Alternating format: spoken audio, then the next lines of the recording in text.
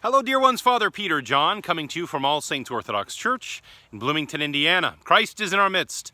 Today I want to talk to you about Saint Alexander Hotovitsky, an American saint who was actually born in Ukraine, came to America in his early 20s as a lay missionary, a lay evangelist. He came to preach the gospel and to teach, to educate Orthodox people, and to try to work towards unity in the Orthodox Church in America. While he was here, he was ordained a priest and became the rector of St. Nicholas Orthodox Church in New York City. It was the Russian church. He served 18 years on American soil, not only working as the rector of his parish, but also working on publications to spread the gospel and to further educate the Orthodox people through writings. And he also worked to help and establish Orthodox churches in various cities, especially in the northeastern part of the country. So he worked quite a bit as a missionary and an evangelist.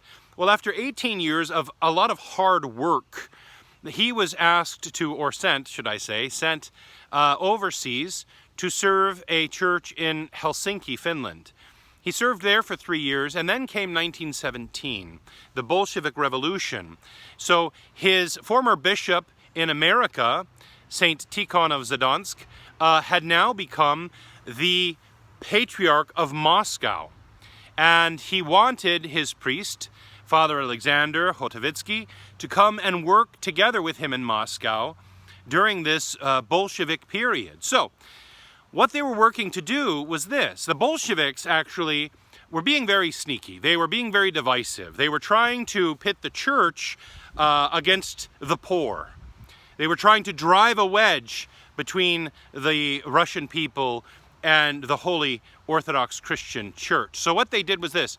The Bolsheviks said, we're going to take the holy articles from the church that are gold-plated and stuff, for example, chalices or gospel books that have a gold cover on them, or icons, things like this. We're going to take them, and then we're going to distribute the money from these things to the poor. Of course, what they expected was that the Orthodox Church would object, and then they would say to the poor, see, the church doesn't love you, they don't want to feed you. But what St. Tikhon did was, as the Patriarch of Moscow, what he did was, he said, we should make a large monetary donation to the poor to help alleviate the suffering of those who are hungry. But the Bolsheviks, of course, were not happy with this. This was going to foil their plan. So they began taking the articles from the church, and the church leaders rightfully suspected that this was not necessarily going to feed the poor. This money was going elsewhere. It was lining the pockets of those in charge.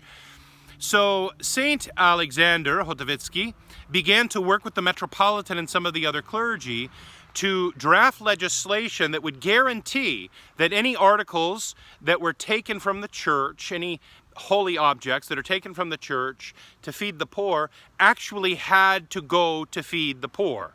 That had to be something that could be proven, so that they could track that money and make sure that that's where the money from the sale of these articles was going.